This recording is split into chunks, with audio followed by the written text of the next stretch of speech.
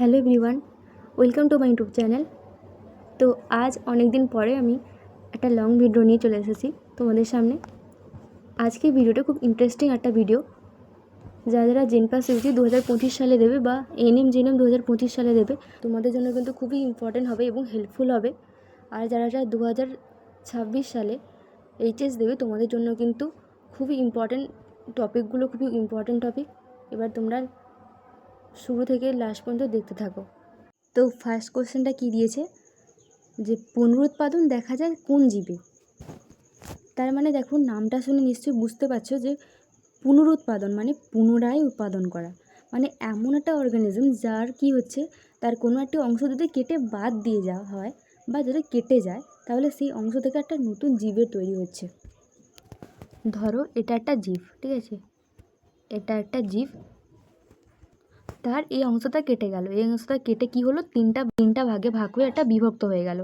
এবার যে বিভক্ত যে হয়ে গেল, তিনটা আলাদা আলাদা কিন্তু একটা স্ট্রাকচার গঠন হয়েছে, মানে ভাগে ভাগ হয়েছে, আলাদা আলাদা স্ট্রাকচার গঠন হয়েছে। তাহলে তিনটা অর্গানিজম কিন্তু তৈরি হবে, কিন্তু ওই একই অর্গানিজম থেকে। তাহলে এই যে পদ্ধতিটা, এটা আমরা কোন অর্গানিজম দেখতে পাই? এটা দেখতে পাই আমরা প্ল্যানেরিয়ার দেহে। এই যে প্ল্যানেরিয়া, এর দেহে কিন্তু আমরা এটা দেখতে পাই। প্ল্যানেরিয়ার মধ্যে কিন্তু এই বিশেষ বৈশিষ্ট্যটা কিন্তু রয়েছে, যে কিনা কী করে, তার শরীরে কোনো অংশ যদি কোনো অংশ কেটে যায়, তাহলে আরেকটা নতুন প্ল্যানেরিয়া তৈরি করতে ও হেল্প করে বা সাহায্য করে, বা ও নিজে করে নিতেই পারে। তাহলে আমার এখানে অ্যান্সারটা কী হবে? প্ল্যানেরিয়া হবে। এবার কোয়েশ্চেনটা হচ্ছে, জিন সাধারণত কোথায় অবস্থান করে? তো আমি এর আগে একটা ভিডিওতে বলেছিলাম তোমাদের যে কোথায় কীরকম কী হয়, বা জিন কোথায় অবস্থান করে, আমি তোমাদের ডিটেলসে বলেছিলাম। তো আরেকবার তোমাদের বলে দিই যে জিন থাকে সবসময় ডিএনএর মধ্যে, আর ডিএনএ থাকে ক্রোমোজোমের মধ্যে, আর ক্রোমোজোম থাকে কার মধ্যে? নিউক্লিয়াসের মধ্যে। তাহলে তার মানে এই স্ট্রাকচারটা হচ্ছে ডিএনএ স্ট্রাকচার, আর এই স্ট্রাকচারটা হচ্ছে কি ক্রোমোজোমের স্ট্রাকচার। তাহলে জিন কোথায় অবস্থান করে? ডিএনএর ভেতরে কিন্তু জিন অবস্থান করছে, আর যে ক্রোমোজোম মানে এই স্ট্রাকচারের মধ্যে কিন্তু জিন অবস্থান করে। তো বোঝা গেল, মানে ডিএনএ অবস্থান করছে। ক্রোমোজোম থাকে কোষের ভেতর, অর্থাৎ এটা একটা কোষের ছবি বা সেলের ছবি। তো সেলের ছবির ভেতরে দেখো একটা নিউক্লিয়াস, ছোটো ছোটো দানার আকারে দেখো নিউক্লিয়াস রয়েছে। তো এর মধ্যেই কিন্তু অবস্থান করে কি? ক্রোমোজোম। আমরা যদি এদিক থেকে যদি এদিকে আসি বা বলি, তাহলে দেখো এই যে ডিএনএ বলি, তাহলে কি বলবো? তাহলে বলবো যে কোষের নিউক্লিয়াসের মধ্যে কি থাকে? ক্রোমোজোম। কোষের নিউক্লিয়াস, এর মধ্যে থাকে ক্রোমোজোম, আর ক্রোমোজোমের মধ্যে থাকে ডিএনএ, আর ডিএনএর মধ্যে থাকে জিন। খুব বোঝা গেল ব্যাপারটা? তাহলে আমার এখানে সঠিক অ্যান্সার কোনটা হবে? ডিএনএ হবে। ডিএনএ হয়ে যাবে আমাদের সঠিক অ্যান্সার। তো নেক্সট কোশ্চেনটা দেখো, খুবই ইম্পর্টেন্ট একটা কোশ্চেন। নিম্নলিখিত যে উদ্ভিদ হরমোনটি বার্ধক্যের জন্য দায়ী, তাকে কি বলে বা সেটি কী? মানে কি হচ্ছে, যেখানে কি হয়, গাছের পাতা পড়ে যায়, উদ্ভিদের ফল পাকে কোন হরমোনের প্রভাবে? তাহলে দেখো, সবার ফার্স্ট থেকে যদি আমি বলি, তাহলে দেখো সাইটোকাইনিনকে বলা হয় সেল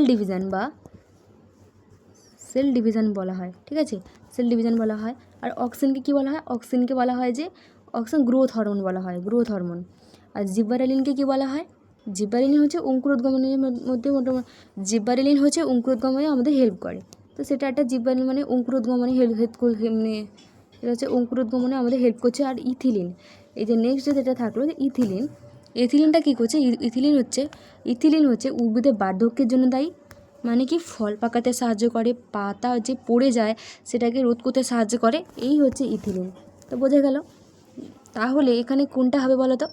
নিম্নলিখিত যে উদ্ভিদটি, তাহলে এখানে কোনটা হবে? ইথিলিনটা হয়ে যাবে আমাদের সঠিক অ্যান্সার। আশা করি বোঝা গেল তোমাদের।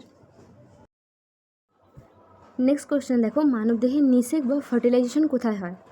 তাহলে ফার্টিলাইজেশন কথাটা মানেটা কি? ফার্টিলাইজেশন কথাটা মানে হচ্ছে স্পার্ম এবং ওভামের মিলন। স্পার্ম এবং হচ্ছে কি ওভামের মিলন। তো বোঝা গেল, এই দুটোর মিলনকে আমরা কি বলবো? ফার্টিলাইজেশন বলবো। ফার্টিলাইজেশন বলবো। এটা একটা হচ্ছে কি ফিমেল রিপ্রোডাক্টিভ স্ট্রাকচার। তো এর মধ্যে এটা হচ্ছে কি ওভারি। তো ওভারি থেকে কি রিলিজ হচ্ছে গো? ওভারি থেকে রিলিজ হচ্ছে ওভাম রিলিজ হচ্ছে। বোঝা গেল। এবার এখান থেকে যে একটা বেরোলে, তাকে আমরা বলবো স্পার্ম। এবং স্পার্ম বেরিয়ে কোথায় যায়? স্পার্ম বেরিয়ে যায় এই জায়গাটাতে, এই মানে এইখানটায় আসে, মানে মানে স্পার্ম এলো, স্পার্ম মুভ হয়ে কোথায় যাচ্ছে, স্পার্ম এই জায়গাটাতে যাচ্ছে, স্পার্ম এই জায়গাটাতে আসছে, এসে কী করছে, এখানেই কিন্তু ফার্টিলাইজেশনটা ঘটছে, মানে এইখানটা এলো এসেই কিন্তু এখানে ফার্টিলাইজেশনটা করছে, মানে ওভামও আসছে তারপর স্পার্মও আসছে, এসে এখানটায় কিন্তু ফার্টিলাইজেশনটা হচ্ছে। স্পার্ম মুভ করে কোথায় যাচ্ছে, যাচ্ছে কোথায়, ফ্যালোপিয়ান টিউবে যাচ্ছে। তো ফ্যালোপিয়ান টিউবে যাচ্ছে, তো ফ্যালোপিয়ান টিউবটা আবার কোথায়, এই যে অ্যাম্পিউলাতে, এই ফ্যালোপিয়ান টিউব হচ্ছে এখানটায় অবস্থিত, এবং এখানে কি হচ্ছে, এখানে যে অ্যাম্পুলা, এখানটায় কিন্তু ওদের নিঃশেকটা সম্পন্ন হয়। কোথায়, যে ফ্যালোপিয়ান টিউবে এই অ্যাম্পুলাতে কিন্তু ওদের নিঃশেকটা সম্পন্ন হয়। তাহলে এখানে ওদের নিঃশেকটা ঘটলো। মোদ্দা কথা কী হলো, যে অ্যাম্পুলাতে স্পার্ম এলো এবং ওভাম এলো এবং সেখানে মিলন ঘটলো এবং সেখানে ফার্টিলাইজেশন ঘটলো। তাহলে এখানে আমার সঠিক অ্যান্সারটা কোনটা হবে, অ্যাম্পুলা হয়ে যাবে আমার সঠিক অ্যান্সার। নেক্সট কোয়েশ্চেন দেখো কি বলেছে, মানবদেহে শুক্রাণু কোথায় উৎপন্ন হয়। আচ্ছা, শুক্রাণু কার দেহে উৎপন্ন হয়, মেয়েদের দেহে নাকি ছেলেদের দেহে? অবভিয়াসলি ছেলেদের দেহে উৎপন্ন হয়। তাহলে এই যে মেল যে একটা রিপ্রোডাক্টিভ যে ট্র্যাক থাকে, ওটা একবার মনে করার চেষ্টা করো।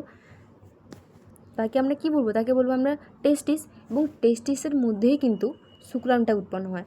কিন্তু ওই যে টেস্টিসের শুধুমাত্র টেস্টিসের মধ্যেই নিশ্চয়ই উৎপন্ন হয় না, টেস্টিসের কোথায় উৎপন্ন হয়, টেস্টিসে উৎপন্ন হয় সেমিনিফেরাস টিউবেলের মধ্যে, কিন্তু টেস্টিসে সেমিনিফেরাস টিউবেলের মধ্যে কিন্তু উৎপন্ন হয় শুক্রাণু। তাহলে সঠিক অ্যান্সার কোনটা হবে, 4-এর দ্বার, অপশান 4টা হয়ে যাবে সঠিক অ্যান্সার, সেমিনিফেরাস টিউবেল। বোঝা গেল? যদি কারো কোনো প্রশ্ন থাকে তাহলে অবশ্যই কমেন্টে জানাবে, তো আমি উত্তর দেওয়ার চেষ্টা করব। তো এখানেই শেষ করছি। আর যারা যারা আমার ইউটিউব থেকে দেখছো, তোমরা ফেসবুক পেজে দ্য স্টাডি ওয়ার্ল্ড এটাকে আমার ফলো করে দেবে। তাহলে আজকে এটুকুই ছিল।